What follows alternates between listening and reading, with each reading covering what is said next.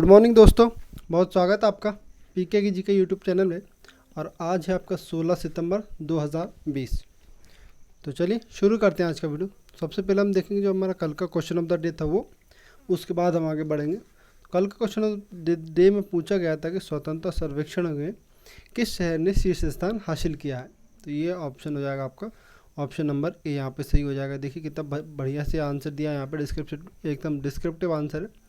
तो मध्य प्रदेश के इंदौर शहर को लगातार चौथी बार देश का सबसे स्वच्छ शहर का दर्जा प्राप्त हुआ है। ठीक, इसमें दूसरे स्थान पर सूरत है, तीसरे स्थान पर नवी मुंबई। और इस सर्वेक्षण में कुल कितने शहर शामिल थे? तो 4242, यानी 4242 ये कुल शहर शामिल थे इसमें। तो ये इसका आंसर हो जाएगा आपका इंदौर। अब शुरू करते हैं आज का वीडियो। पहला क्वेश्चन देखते हैं, ताजमहल कब से पर्यटकों के लिए खोल दिया जाएगा?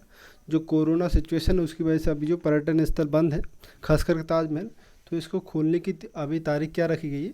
तो ये खोला जाएगा आपका 21 सितंबर से। ठीक है, तो ताजमहल खोला जाएगा। अब ताजमहल है कहाँ पे ये हम देख लेते हैं। तो ये मिलता है आपका आगरा, और आगरा कहाँ किस में आता है? आपका उत्तर प्रदेश, यानी कि यूपी। अब यूपी की बात आती है, राजधानी की बात करें तो राजधानी इसकी है आपकी लखनऊ। ठीक, ये है राजधानी। राज्यपाल की बात करें, राज्यपाल कौन है?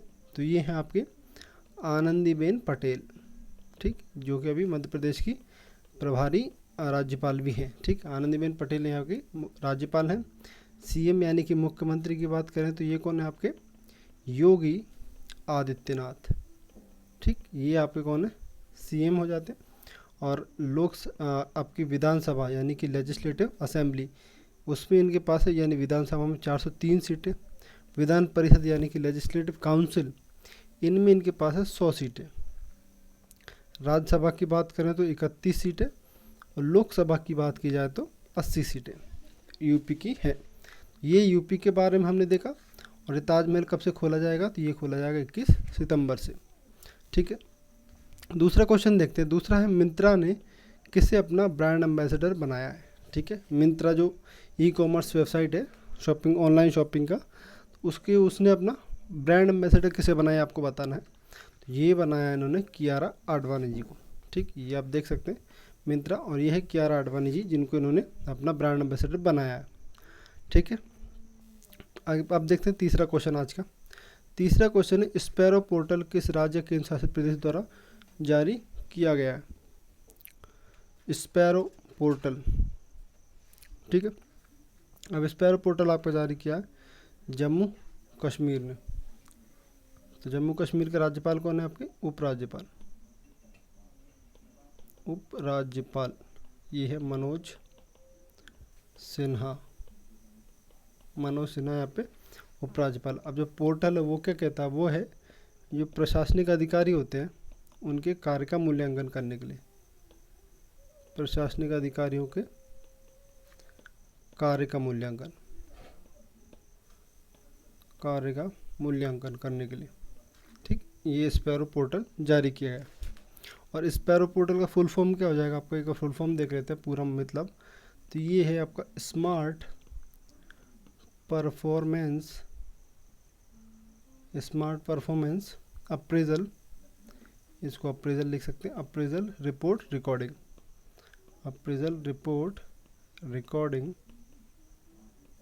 Recording online window. ठीक, ये इसका पूरा फुल फॉर्म होता है ऑनलाइन विंडो। इसका पूरा फुल फॉर्म है स्पैरो का। याद क्या रखेंगे इसका? जम्मू कश्मीर के द्वारा शुरू किया गया। चौथा क्वेश्चन देखते हैं। तो चौथा क्वेश्चन है, राज्यसभा के उपसभापति के रूप में किसे चुना गया? ठीक, तो ये लगातार दूसरी बार चुने गए। कौन है? ये हमारे हरिवंश नारायण सिंह जी।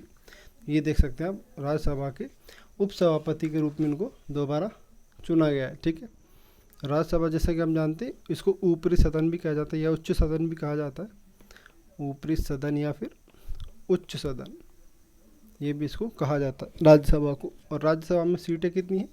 तो राज्यसभा में जो कुल सीटें हैं वो हैं आपकी 245। इसमें से 233 जो होती हैं उन पे आपके चुनाव होते हैं, या हम इसको कहते हैं इलेक्टेड मेंबर्स होते हैं। और जो 12 सीटें बचती हैं वो राष्ट्रपति द्वारा नामित होती है, या नॉमिनेट जिसको हम कहते हैं, नॉमिनेटेड। ठीक, नॉमिनेट जो होते हैं 12, मनोनीत जिसको हम कह सकते हैं, वो 12 सीटें उस तरीके से भरी जाती हैं। ठीक है। तो ये है पूरी सीटें, और ये किस सभापति की यहाँ बात कर रहे थे, बी ऑप्शन यहाँ पे सही हो जाएगा, हरिवंश नारायण सिंह। ठीक। 5वां क्वेश्चन देखते हैं, संसद का मानसून सत्र कब से प्रारंभ किया गया। तो ये हाल ही में शुरू किया गया है, संसद का जो मानसून सत्र है उसकी हम बात करें तो ये शुरू गया आपका 14 सितंबर से। अगला देखते हैं, योशिहिदे सुगा किस देश के नए प्रधानमंत्री होंगे। तो ये हाल ही में काफ़ी चर्चा में, ये है आपके जापान की, ये आप देख सकते हैं योशिहिदे सुगा, ये है वहाँ के क्या बनेंगे प्रधानमंत्री। और ये देख सकते हैं आप मैप में आपका जापान। जापान मेनली 4 आइलैंड्स पे बसा है। पहला जो इनका द्वीप है वो है होक्काइडो द्वीप, दूसरा जो है वो है होन्शु द्वीप, फिर है तीसरा शिकोकू, और चौथा है क्यूशू द्वीप। ठीक, क्यूशू द्वीप। तो ये 4 इनके मेन आइलैंड्स है, मेन द्वीप है जिन पे ये पूरा देश बसा हुआ है। ठीक है। और जो राजधानी है वो यहाँ की क्या है, तो टोक्यो। और ये किस आइलैंड पे है, तो ये आपकी होन्शु जो आइलैंड इनका, उस पर ये राजधानी की है। ठीक। तो ये मैप में कुछ है आपका जापान। चलिए आगे बढ़ते हैं, 7वां क्वेश्चन देखते हैं। 7वां क्वेश्चन, DRDO ने मध्य प्रदेश के किस जिले में अपनी रिसर्च लैब खोलने की घोषणा की है। तो ये आपको बताना मध्य प्रदेश किस जिले में खोलेगी, तो ये है आपकी मुरैना। और अच्छे से बात करें तो ये जगह कौन सी हो जाएगी, तो ये कैलारस। ठीक, ये कुछ वहाँ पे एक लोकल जगह है जहाँ पे ये रिसर्च लैब खोलने की घोषणा की है। अब बात DRDO की आती है, तो DRDO का फुल फॉर्म सबसे पहले देख लेते हैं। तो ये कुछ होता है आपका defence research and development programme. ठीक, सॉरी ये प्रोग्राम नहीं होगा, ये आपका ऑर्गेनाइजेशन होगा, ऑर्गेनाइजेशन। तो रिसर्च डेवलपमेंट रिसर्च, तो defence research and development organisation, ये उसका कुछ फुल फॉर्म होता है। और इसके हम बात करें कि अभी इसके जो डायरेक्टर हैं वो कौन है, यानी कि चेयरमैन कौन है, DRDO के चेयरमैन कौन है, तो ये डॉक्टर G सतीश रेड्डी जी, ये इसके अभी हेड है या चेयरमैन जिनको हम कह सकते हैं, तो ये वो है। ठीक, मध्य प्रदेश के कौन से ज़िले में, तो ये हो जाएगा आपका मुरैना ज़िला, जो कि मध्य प्रदेश का सबसे उत्तरी ज़िला भी है। ठीक, सबसे उत्तरी ज़िला है ये मध्य प्रदेश का मुरैना ज़िला। ठीक, तो ये कहाँ पे, मुरैना ज़िले में खोली जाएगी। ठीक है, ये ऑप्शन देख सकते हैं, ये है हमारे G सतीश रेड्डी जी, जो इसके अभी प्रमुख है DRDO के। और ये इसका हिंदी में क्या नाम होता है इसका, रक्षा अनुसंधान एवं विकास संगठन। और ये इसका सूत्रवाक्य या इसका जो मेन मोटो है, वो मोटो जिसको हम कहते हैं, ये वलस्य मूलम विज्ञानम, ये इसका क्या है सूत्रवाक्य या मोटो जिसको हम इंग्लिश में कहते हैं वो है। तो ये DRDO के बारे में कुछ जानकारी थी आपके लिए। ठीक, अगला देखते हैं, इंजीनियर्स डे कब मनाया जाता है, ये आपको बताना है। इंजीनियर्स डे आपको बताना है कब मनाया जाता है। ठीक है, तो ये इसमें सही आंसर क्या हो जाएगा आपका, यहाँ पर इंजीनियर्स डे मनाया जाता है आपका 15 सितंबर को।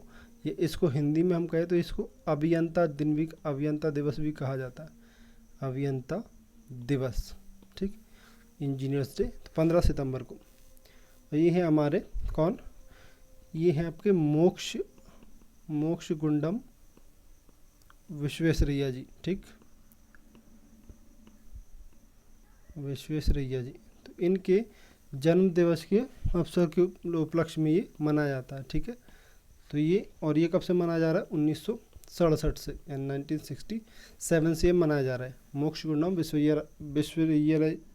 विश्वेश्वरैया जी के जन्म के अवसर के उपलक्ष्य में ये मनाया जाता है। ठीक है, तो ये भारत के जाने माने इंजीनियर रहे हैं। ठीक, इसी उपलक्ष्य में मनाया जाता है 15 सितंबर को आपका इंजीनियर्स डे। चलिए 9वां क्वेश्चन देखते हैं आज का। तो किस राज्य द्वारा कृषि फसल अवशेष को बायोमास ईंधन में परिवर्तित करने के क्षेत्र में काम करने की घोषणा की है। जो फसल का जो उत्पाद होता है, जैसे गेहूँ और बाकी जो फसल होते हैं, उसके बाद जो खेत में जो उनका चारा बचता है, जो उनका अवशेष बचता है, या इसको हम कहते हैं पराली भी बोला जाता है। खासकर जो उत्तर भारत में की समस्या है, जो फसल काटने के बाद जो बचती है खेत में अवशेष, उसको जला दिया जाता है, जो पर्यावरण के लिए काफ़ी नुकसानदायक है। तो पंजाब राज्य ने जो फसल अवशेष है उसको बायो ईंधन में कन्वर्ट करने के क्षेत्र में काम करने की घोषणा की थी। ये कौन है आपका, पंजाब राज्य। ये अब काम करेगा उस क्षेत्र में, उसको बायोगैस में कन्वर्ट करने को लेकर। ठीक, 10वां क्वेश्चन देखते हैं। 10वां क्वेश्चन क्या है आपका, गरिमा योजना किस राज्य द्वारा शुरू की गई है।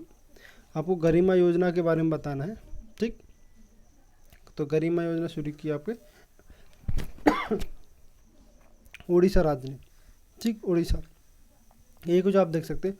और ये किसके लिए, जो सैनिटाइज वर्कर होते हैं, जो हमारे सफाई कर्मचारी होते हैं, उनको लेकर ये पूरी योजना है, ठीक है। उनकी सेफ्टी और उनकी डिग्निटी को मेंटेन करने के लिए इस योजना का शुभारंभ किया गया था। ये किसने, उड़ीसा। और उड़ीसा के जो सीएम कौन है, तो ये देख सकते हैं, अब ये है नवीन पटनायक जी, वहाँ के सीएम हैं। अब उड़ीसा की हमने बात की तो उड़ीसा के बारे में थोड़ा और जानकारी देख लेते। तो उड़ीसा की राजधानी की बात करें, राजधानी, ये कौन है आपकी, ये है आपकी भुवनेश्वर। भुवनेश्वर यहाँ की राजधानी। गवर्नर की बात कर लेते हैं, यानी कि जिसको राज्यपाल भी हम कहते हैं हिंदी में, राज्यपाल। राज्यपाल कौन है, तो ये हैं आपके गणेशी लाल जी, ये यहाँ पे राज्यपाल हैं।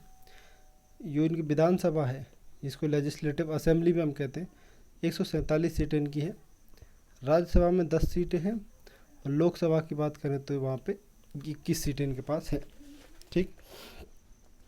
तो ये तो थे आज के हमारे करंट अफेयर्स के क्वेश्चन। अब देखते हैं हमारा क्वेश्चन ऑफ द डे। तो ये है हमारा ईज़ ऑफ डूइंग बिजनेस की राष्ट्रीय रैंकिंग में मध्य प्रदेश का कौन सा स्थान है, तो ये आपको बताना है। और इसका आंसर आप कमेंट बॉक्स में ज़रूर दें। वीडियो पसंद आए तो लाइक शेयर ज़रूर करें। और आज की वीडियो का आपको PDF चाहिए तो आप व्हाट्सएप पर टेलीग्राम ग्रुप से जुड़ के ले सकते हैं, उसकी लिंक आपको डिस्क्रिप्शन में दे दी जाती है। कल मिलते हैं एक नई वीडियो के साथ, तब तक अपना ध्यान रखिएगा। धन्यवाद।